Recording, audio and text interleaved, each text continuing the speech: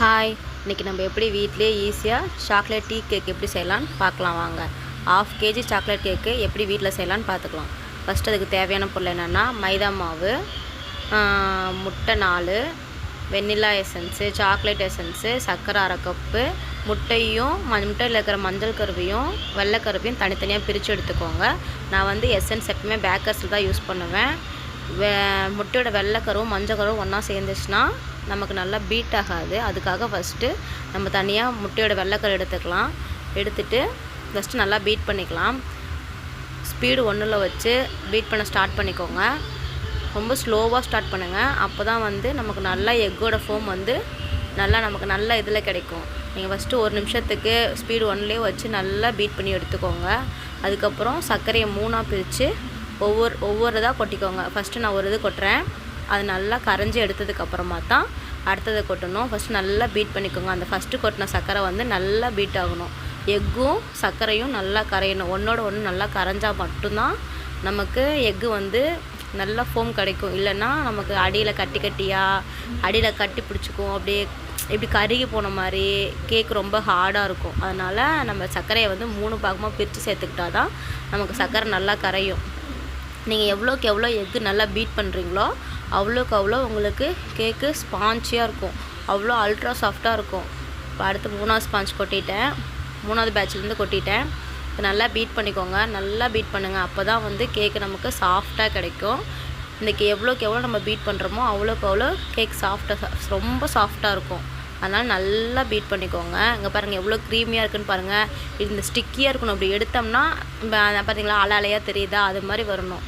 அடுத்து மஞ்சள் கருவில் ஒரு சாக்லேட் எசன்ஸ் வந்து 1 ஸ்பூன் ஊற்றிக்கோங்க. 1 ஸ்பூன் இல்லைன்னா 1 ஸ்பூன் கூட தேவைப்பட 1 மூடி ஊற்றிக்கோங்க. வெண்ணிலா எசன்ஸ் 1 மூடி ஊற்றிக்கோங்க. உங்களுக்கு மஞ்சள் கருவோட அந்த வாசனை அவ்வளோக்கு வரலைன்னா நீங்கள் கம்மியாகவே சேர்த்துக்கலாம். எனக்கு அதிகமாக வருது, அதனால் நான் வெண்ணிலா எசன்ஸ் கொஞ்சம் எக்ஸ்ட்ரா சேர்த்துக்கிறேன். நீங்கள் எவ்வளோக்கு எவ்வளோ எசன்ஸ் சேர்க்குறீங்களோ அவ்வளோக்கு அவ்வளோ அந்த ஸ்மெல் வராது. உப்பு 1 பிஞ்ச் போட்டுக்கோங்க. நல்லா அதை வந்து கலக்கி எடுத்துக்கோங்க.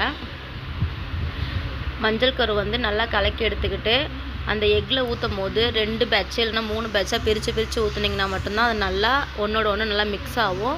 மஞ்சள் கரு வந்து எக்கில் ஊற்றுனதுக்கப்புறம் அந்த ஒயிட் எக்கில் ஊற்றுனதுக்கப்புறம் நீங்கள் ரொம்ப பீட் பண்ணிட்டீங்கன்னா அதில் இருக்கிற ஃபோம்லாம் அடங்கிடும். அதனால் நீங்கள் வந்து ரொம்ப மெதுவாக எவ்வளோக்கு எவ்வளோ ரொம்ப ஸ்லோவாக பீட் பண்ண முடியுமோ அவ்வளோக்கு அவ்வளோ ஸ்லோவாக பீட் பண்ணிக்கோங்க. இதை ஃபஸ்ட்டு நல்லா பீட் பண்ணி எடுத்துக்கோங்க. அந்த எசன்ஸ்லாம் நல்லா மஞ்சள் கருவோட கலக்கணும். அப்போ தான் அந்த எக் ஸ்மெல் இதிலே இப்போ நீங்கள் ஸ்மெல் பற்றி பார்த்தீங்கன்னா உங்களுக்கு அது நல்லா பீட் ஆகிருக்கா, அந்த வாசனை வருதா இல்லையா, இல்லை கவுச்சி ஸ்மெல் அடிக்குதுன்னு உங்களுக்கு தெரிஞ்சிடும். இப்போ ஃபஸ்ட்டு 2 பேட்சாக நான் எடுத்துக்கிட்டேன். ஃபஸ்ட்டு ஒரு பேட்ச் ஊற்றிக்கிட்டேன். நீங்கள் லைட்டாக பீட் பண்ணிக்கோங்க. ரொம்ப பீட் பண்ணிங்கன்னா உங்களுக்கு அது வந்து எக்கோட ஃபோம் வந்து தண்ணியாட்டம் மாறிடும். அதனால் நீங்கள் 2 பேட்சாக எடுத்துக்கோங்க. ஃபுல்லாக நல்லா ஃபோம் பண்ணாமல் லைட்டாக அந்த ஸ்பீடு 1லேயே வச்சு நல்லா பீட் ஃபோம்லாம் அடங்காத அளவுக்கு லைட்டாக நல்லா மெதுவாக கட் அண்ட் ஃபோல்டர் மெத்தடில் மிக்ஸ் பண்ணி எடுத்துக்கோங்க.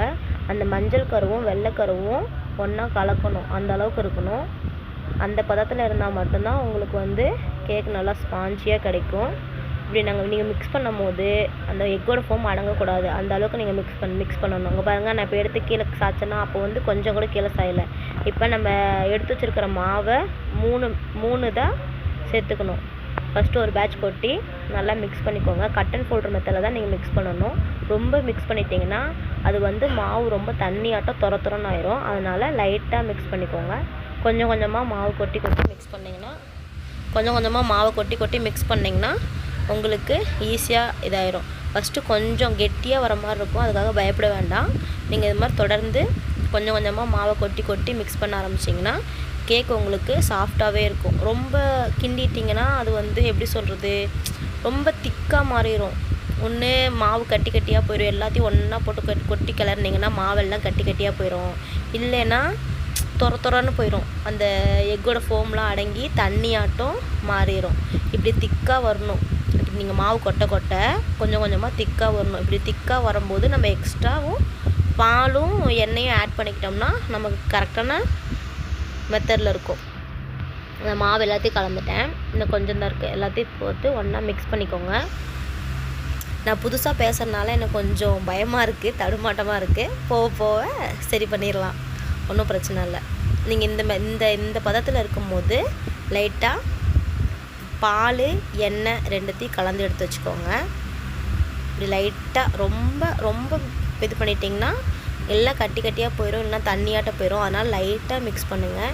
இந்த பதத்தில் இருக்கும்போது நீங்கள் லைட்டாக மிக்ஸ் பண்ணிங்கன்னா தான் கரெக்டாக இருக்கும். ஃபஸ்ட்டு பால் எடுத்துக்கோங்க. தண்ணி எண்ணெய் எடுத்துக்கோங்க. எண்ணெய் வந்து 2 டேபிள் ஸ்பூன் எடுத்துக்கோங்க. அதுக்கப்புறம் மில்க் 2 டேபிள் ஸ்பூன் எடுத்துக்கோங்க. உங்களுக்கு எம்எல்ல வேணுனாலும் உங்களுக்கு நீங்கள் எம்எல்ல எடுத்துக்கலாம், இல்லை நீங்கள் ஸ்பூனில் வேணுனாலும் ஸ்பூனில் எடுத்துக்கலாம். மொத்தத்தில் 2 டேபிள் ஸ்பூன் எடுத்துக்கோங்க. ஊற்றி நல்லா மிக்ஸ் பண்ணிக்கோங்க. ஃபஸ்ட்டு இது ரெண்டுத்தையும் நல்லா மிக்ஸ் பண்ணிவிட்டு அதுக்கப்புறம் கோகோ பவுட்ரு வந்து நீங்கள் இப்போ 1/4 கிலோ செய்கிறீங்கன்னா 20 கிராமும், 1/2 கிலோ செய்கிறீங்கன்னா 40 கிராம் கோகோ பவுட்ரு எடுத்துக்கோங்க. எடுத்து கொட்டி நல்லா மிக்ஸ் பண்ணிக்கோங்க. ஒன்றோட ஒன்று நல்லா மிக்ஸ் பண்ணணும். இது ரொம்ப கெட்டியாயிடுச்சுன்னு பயப்படாதீங்க. நம்ம மிக்ஸ் பண்ணி வச்சுருக்கோம் இல்லையா, அந்த மாவை கொஞ்சம் கொஞ்சமாக எடுத்து இதில் போட்டு மிக்ஸ் பண்ணிங்கன்னா கரெக்டான பதத்துக்கு வந்துடும். நீங்கள் உங்களுக்கு தேவைக்கு ஏற்ற மாதிரி கொஞ்சம் கொஞ்சமாக போட்டுக்கோங்க. ஒரேடியாக போட்டு மிக்ஸ் பண்ணிட்டீங்கன்னா ரொம்ப கெட்டியாயிடும். அப்போ கெட்டியாயிடுச்சுன்னா உங்களால் மிக்ஸ் பண்ணவே முடியாது, டைட்டாயிரும். பார்த்தீங்களா, இப்போ எனக்கே ரொம்ப டைட் ஆயிடுச்சு. அதனால தான் சொல்கிறேன், நான் கொஞ்சம் அதிகமாக போட்டுட்டேனாட்டுக்கு, அதனால் எனக்கே ரொம்ப டைட் ஆயிடுச்சு. கொஞ்சம் கொஞ்சமாக மிக்ஸ் பண்ணி அதுக்கப்புறம் அதில் சேர்த்திங்கன்னா, நம்ம ஏன் இப்போ வந்து கோகோ பவுடர் தனியாக சேர்க்குறோம் அப்படின்னா, நம்ம கொக்கோ பவுடர் தனியாக சேர்த்தோம்னா தான் அந்த எக்கோட ஃபோம் வந்து டக்குன்னு அடங்காது. இல்லைன்னா அந்த எக்கோட ஃபோம் அந்த கொக்கோ பவுடரும் அதுவும் சேர்ந்து டக்குன்னு அடங்கிடுங்க. பார்த்தீங்களா, நல்லா மிக்ஸ் பண்ணி எடுத்துக்கிட்டாச்சு. கொக்கோ பவுடர்லாம் போட்டு நான் நல்லா மிக்ஸ் பண்ணி எடுத்துக்கிட்டேன். எனக்கு கொஞ்சம் டைம் எடுத்துக்கிட்டனால நான் கொக்கோ பவுடர் மிக்ஸ் பண்ணதை உங்களுக்கு காமிக்கல. இப்போ அடுத்து இந்த மாதிரி ரிப்பன் மெத்தடில் இப்படி அலாலையாக விழுந்தால் மட்டும்தான் உங்களுக்கு கேக்கு நல்லா சாஃப்டாக கிடைக்கும், அல்ட்ரா சாஃப்டாக கிடைக்கும். பார்த்துக்கோங்க, கேக்கு வெந்து வந்துருச்சு. இதே மாதிரி தான் இருக்கும். இப்போ வந்து நம்ம கேக்கை பீஸ் போட்டு எடுத்துக்கலாம். நமக்கு டீ கேக்கு தான் தேவைங்கனால என்கிட்ட அந்த ஸ்கொயர் ஷேப்பு டீ ட்ரே இல்லை, அதனால் கேக் ட்ரே இல்லை, அதனால் நான் ரவுண்ட் ஷேப்லேயே வச்சுக்கிட்டேன். பாருங்கள் கேக் எவ்வளோ சாஃப்டாக இருக்குதுன்னு பாருங்கள். நான் ஒரு கையில் வெட்டுறதுனால என்னால் வெட்ட முடியல. கீழே இருக்கிற அந்த டேபிள் வந்து நகருது, கேக் டேபிள் நகருது, அதனால் என்னால் வெட்ட முடியல. இப்போ பாருங்கள் கேக் எவ்வளோ சாஃப்டாக இருக்குது பார்த்தீங்களா. நீங்கள் வீட்டிலே செய்யலாம். வீட்டில் இருக்கிற பொருளை வச்சு ஈஸியாக நமக்கு தேவையான நம்ம குழந்தைங்களுக்கு, வீட்டில் இருக்க பெரியவங்களுக்குலாம் நம்ம இப்போ கடையில் வாங்குறது கொடுக்க முடியாது இல்லையா, அடிக்கடி உடம்பு சரியில்லாமல் போயிடும். கடையில் என்ன கலக்கிறாங்க அதெல்லாம் நமக்கு எதுவுமே தெரியாது. இதே நம்ம வீட்டில் வந்து செஞ்சு கொடுத்தோம்னா நம்ம குழந்தைங்களும் விரும்பி சாப்பிடுவாங்க. நீங்கள் சின்ன குழந்தைங்களுக்கு கூட அது கொடுக்கலாம். இதில் வந்து நம்ம எக்ஸ்ட்ரா எந்த ஒரு பவுடரும் சேர்க்கவே இல்லை. பேக்கிங் சோடாவோ இல்லை பேக்கிங் பவுட்ரோ எதுவுமே சேர்க்கவே இல்லை. வெறும் மைதா மாவு, முட்டை, பால், எண்ணெய், எசன்ஸு இதுதான் சேர்த்துருக்கோம். கோகோ பவுட்ரு தான் சேர்த்துருக்கோம். இதுக்கே பார்த்திங்கன்னா நமக்கு எவ்வளோ சாஃப்டாக இருக்குது. நீங்கள் எவ்வளோக்கு எவ்வளோ எக்கை பீட் பண்ணுறீங்களோ நமக்கு அவ்வளோக்கு அவ்வளோ கேக் வந்து ஸ்பான்ச்சியாக சாஃப்டாக கிடைக்கும். உங்கள் யாருக்காச்சும் இது மாதிரி கேக்கு பற்றின டிப்ஸ்லாம் உங்களுக்கு தெரிஞ்சுக்கணுன்னா நம்ம சேனலில் சப்ஸ்கிரைப் பண்ணி வச்சுக்கோங்க. பெல் ஐக்கானை கிளிக் பண்ணி வச்சுக்கோங்க. கேக் பாருங்கள் எவ்வளோ சாஃப்டாக இருக்குது பாருங்கள். தேங்க்யூ ஃபார் வாட்சிங்.